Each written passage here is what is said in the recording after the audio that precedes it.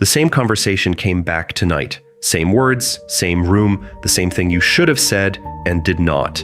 And somewhere in the last 30 years, somebody told you that this means you are holding on to it. That is the part that is wrong. You are not holding on to anything. That conversation is holding a place in a queue, and the queue is doing exactly what it was built to do.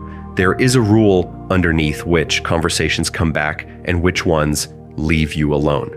The rule has nothing to do with how much any of it hurt. Once you know it, you can look at your own list tonight and name the ones that will show up before they show up. You know the shape of this better than I could describe it. It is 2 or 3, not 50, the same 2 or 3, in rotation for years, and they arrive in full sentences. The thing your sister said in her kitchen with the exact pause before she said it. The line you used with your son that landed harder than you meant it to. The one where you stayed quiet and have been answering ever since. The replay is never a recording either. You edit it. You give yourself the better sentence, the calm voice, the version where you are not caught off guard. You get it right this time, then it starts again from the top, and you are caught off guard again. Nobody ever uses the reply. There is no performance at the end of the rehearsal, and you have been rehearsing for years. And before we go anywhere near why it comes back, one thing about the wording, because it is the part that convinces you the whole thing is real. The exact words do not survive. What your memory keeps of any conversation is the gist of it, and the surface detail, the actual phrasing, the order of the sentences that goes first in days rather than decades. With age, the split gets sharper. The verbatim end of memory keeps declining, and the gist end holds up, which is a normal, healthy pattern and not a warning about anything. So the sentence you can hear so clearly is your best current version of it. And it gets a little further from the original every time you go in. When you pull up a settled memory, it doesn't just play. It comes loose briefly and then sets again, and what sets is whatever you were just holding. That is why replaying it changes it, which means the version in your head has been rewritten a little on every one of those nights. 3 things about that cue, and the third one is the reason you can do something about it tonight. Start with how it chooses. When researchers first defined this kind of thinking, they wrote it in a way that almost nobody quotes properly. Thoughts that circle around one common theme and that come back when nothing in the environment is demanding them. 2 halves. The second half explains the bed, and we will get there. The first half explains the selection. One common theme. And theme is doing all the work in that sentence. Something you were trying to get done and did not get done. So somebody tested that directly. They had people bring to mind a goal that was still unresolved. Another group brought to mind a goal that had already been settled. Same task, same amount of thinking, same room. Then they measured the thoughts that came back on their own, uninvited, while the person was doing something else entirely. The unresolved goal produced significantly more of them. The settled one did not, which means the sorting is done on one question, and the question is whether the file is closed. Pain has nothing to do with it. You can check that yourself in about a minute, and I would rather you check it than take my word for it. Think of the worst conversation you have ever been in. The really bad one. If it ended, if something got said and something got answered, and the matter was actually finished, even if it finished badly, that one does not visit you at 3 a.m. It hurts when you go and get it. It stays where it is otherwise. Now think of the one that keeps coming back. Somewhere inside it, there is something still open. A question you never asked, an answer you never gave. A thing that needed saying while there was still somebody there to say it to. That is why it is those 2 or 3 and not the other 50. There is a second finding in that same work, and it answers a question you may have asked yourself in a resentful moment at 4 a.m. They measured how much each person tended to do this in ordinary life, and then looked at who was most affected by having an open goal put in front of them. The people who already ran this pattern were hit hardest by it. The same open door in 2 different people does not produce the same night. So your husband, or your sister, or whoever it is who says they put their head down and sleep is running a quieter version of the same machine. That is a difference in equipment. Nobody handed you that on purpose, and it says nothing about your character. Now, why the night? It has all day to bother you. Go back to the second half of that definition. Thoughts that come back when nothing in the environment is demanding them. All day something is demanding. The kettle, the phone, the step down into the garage that you have to think about now, the appointment at 2. Every one of those is a small job with a beginning and an end, and while you are inside one of them, the queue has to wait its turn. Then you lie down, and for the first time in 16 hours, nothing is asking you for anything. The queue does not wake up at night. It has been running all day patiently behind everything else. The bed is just the first place where nothing is louder than it is. That is also why it catches you in the car with the engine off in your own driveway, in the shower, in the waiting room, holding a magazine you are not reading. Anywhere the demand drops away, the file opens. Which brings us to the part that decides whether this lasts a week or 19 years. You would think that going over something enough times would eventually finish it. Enough passes, enough angles, and it resolves. That is a completely reasonable expectation. It is also why people replay the same 4 minutes for decades in good faith. They are working at it, and sometimes that work does work. The same repetitive machinery is how people recover from the events that knock them over, and it is how anybody prepares for something difficult that is coming. It is not a defect that got installed by mistake. Turned the right way, it is one of the more useful things your mind does. There are 2 ways to go over the same event, and only one of them can close anything. Listen to the questions your loop actually asks. Why did I let her talk to me like that? What does it say about me that I never said anything? Why am I still like this at my age? Those 3 have something in common. Not one of them has an answer that is a fact. They are questions about meaning and about you as a general case. No fact you could dig up would finish one of them. The other way of going over it is the boring way. What did she actually say? What did I say back? What was I trying to get in that room that afternoon? The research on this has held up for a long time now. Going over an event in the abstract, evaluative way makes your memory of everything more general, makes problem solving worse, and pushes you toward broad judgments about the kind of person you are. Going over the same event in the concrete, specific way does not do any of that. Same event, same person, same amount of time spent.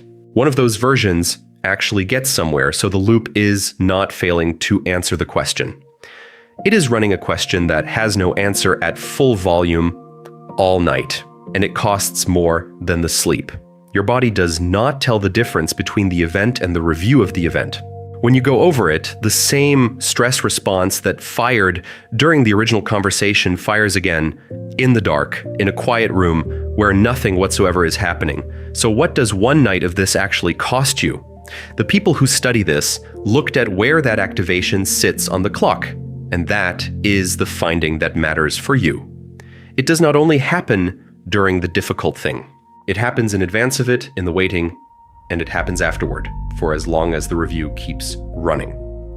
The conversation itself lasted 4 minutes 20 years ago. Add up every night you have run it since, and the review has taken more out of you than the conversation ever did. And the bill for that arrives in the morning. In a form, nobody connects back to the cause. You are short with somebody who did not deserve it. The stairs feel like more stairs than they did last year. You put off the phone call you were finally ready to make on Tuesday, and you tell yourself you are just tired, which is true, and which is also the least interesting thing about it. And that night was supposed to be paying for the next day. Here is where it turns. If the loop is being driven by something left open, then it should be possible to shut it off without settling the argument, without the apology, and without the other person cooperating in any way. You would close the file instead. That has been tested, and the result is one of the cleaner ones in this whole area. People were given real goals they had not finished. Those goals started intruding on completely unrelated work. In the same uninvited way, the loop intrudes on your night. Then some of them were asked to write out a specific plan for how they would finish it. Not to finish it. Just to plan it on paper with the details in. The intrusions stopped. And there is one detail in there that keeps the whole thing honest. The effect tracked how serious the plans were. The people whose intrusive thoughts went quiet were the ones who genuinely meant it and who went on to carry the plan out. A plan written to make the thought shut up does not make the thought shut up. There is a version of this measured in a sleep laboratory. People wrote for 5 minutes before bed, wired up to the equipment. One group wrote about what they had already finished that week. The other wrote out what still needed doing. The unfinished list is the one that got people to sleep faster, and the more specific they were, the faster they went down. That study was run on people in their 20s, so hold the stopwatch part of it loosely. The mechanism underneath is not about age. An open goal with a real plan attached stops behaving like an open goal, which gives you something to do tonight that is not trying to let it go.